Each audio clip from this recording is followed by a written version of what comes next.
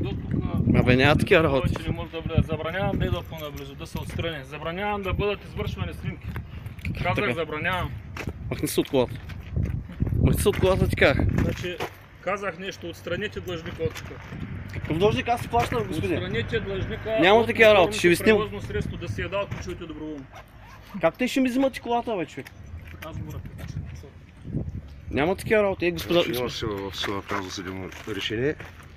Ма какво съдебно решение, аз си плащам, как те ще ми взимат и колата, бе, хора? Господин Бочев, дайте утре да се разберем. Казах, отстраните се. Няма да се махна от колата. Колата с... Няма, арестувайте ме, няма да се махна от колата.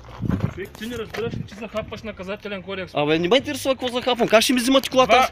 Две Господин норми от Бойчев, наказателен кодекс. аз Първо, си плащам. това нещо ти създава проблеми в момента. Какво ми създава проблем?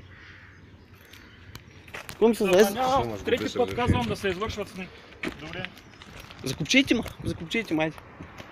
Закупчайте ме. Почва да действам. Действай, какво чакаш? Закупчайте ме. Господа полицай, закупчайте ме, аз имам документи, че си плащам. Значи нас това не интересува, ние оказваме съдействие. Ама как се, аз си плащам, бе, човек? Той си е длъжностно лице, там вече си подавайте иска където трябва. Как те ще ми вземат и колата, бе, човек? Как така ще ми вземат и колата, бе? Всеки месец си плащам.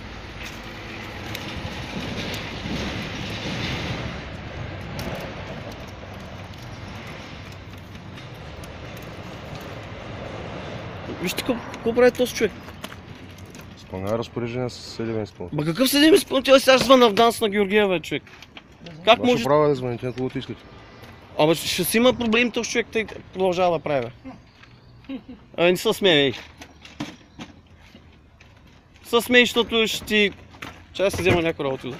Забранявам да се пипа каквото и да е било. Айде бе, забраняваш. Да се взема от там. Няма си панила. Няма да се взема от колата. Няма такива работи. Някои работи не са мои.